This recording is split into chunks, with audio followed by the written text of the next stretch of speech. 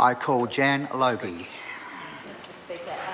And I've got to firstly acknowledge that it feels like quite an honour to be able to speak to this bill, the Waitangi National Trust Amendment Board Amendment Bill, this evening in the third reading. And also to acknowledge that it's very easy to forget in this House sometimes the mana that the different members of this House carry with them. And listening to this debate so far, I have been reminded of indeed the mana carried by so many members of this House. And there are people with some very deep links to Waitangi, and to acknowledge the chair of the Waitangi Trust Board, Peter Paraoni, who's previously spoken, and for all of those who share whakapapa with the families on this board. And also to acknowledge my colleague Dave Clendon, who spoke earlier, who has family members who signed both for the Pākehā settlers and for the tangata whenua and the treaty. And that is, I think, something worth acknowledging. I personally, I think that I feel a sense of grievance in some levels that I didn't learn about the treaty or the history in my time of going through school. And it was only when I went into the workforce and to the community organisation working for Women's Refuge that I learnt about our history and the amazing example and that the treaty is for us and the rest of the world of how it's possible, the vision of, if the treaty was fully realised, of peoples living in partnership and dialogue to resolve difference, to ensure identities and cultures are able to be realised, and the role of fundamental connection to the land and sovereignty that is within that document is, I think, an extraordinary thing. And I am, after learning that history, just have such a sense of privilege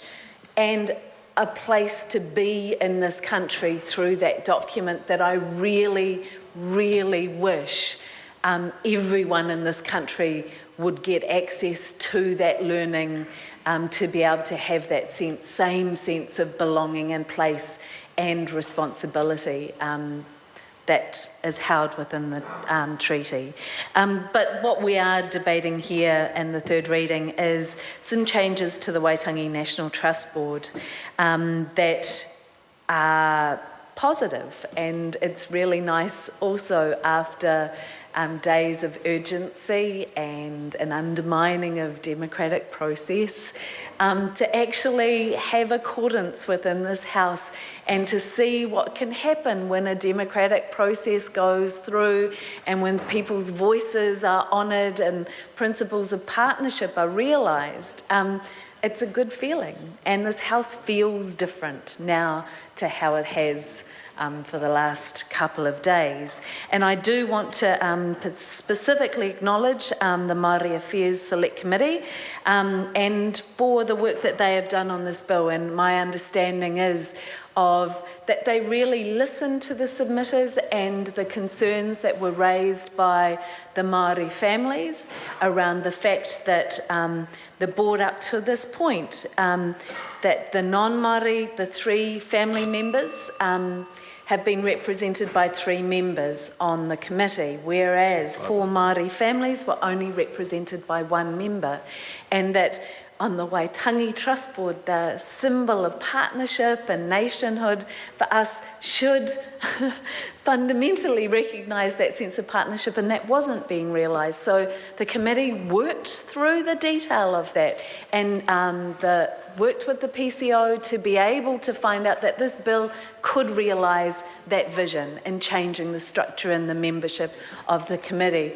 And that is a great thing. That is what select committees can do when they're functioning really well. And credit to the chair and all of the members for really engaging with that and doing honour to the intent of the legislation and the vision of the Waitangi, Treaty of Waitangi, actually. And I do also feel compelled to mention, and has also been mentioned, that it's the 175th anniversary of the signing of the treaty. Are you sure, Mr. Speaker? Well, the member has a 5-minute call, which she has sure used. That's, my understanding was that it was an extended call because it wasn't being split, Mr. Speaker. Well, I'll let the member run. It's a new fascinating contribution. In fact, what we'll do, just in the spirit of doing everything properly, I seek leave for the member's speech to be up to 10 minutes, having taken 5 minutes already. No objection to that. Thank you, Mr. Speaker, and I may not take the full 10 minutes, but that it is the 175th anniversary of the signing of Te Treaty o Waitangi and the 79th year of this Trust Act. And I also recognise that it's 2015 and that He Waka Putanga o Te Rangatiratanga o Nutirini was signed on the Lower Marae on the Waitangi grounds in 1835. So this is a very significant year for us as a country, and that it's not often, I think, enough acknowledged.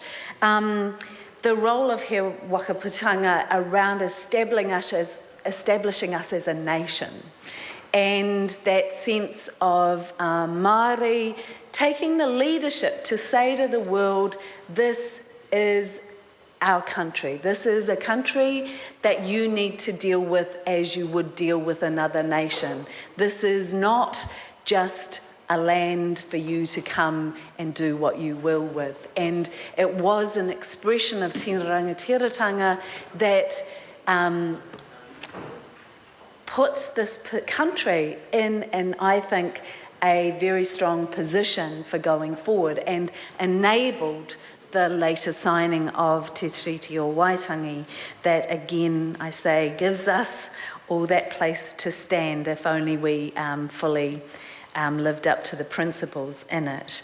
So on that note, and again noting the mood in the House, the Green Party is very pleased to be able to end the sitting period and supporting a bill that improves democracy, relinquishes some control from the Crown and acknowledges our nationhood and partnership between Māori and non-Māori. Kia ora koutou katoa.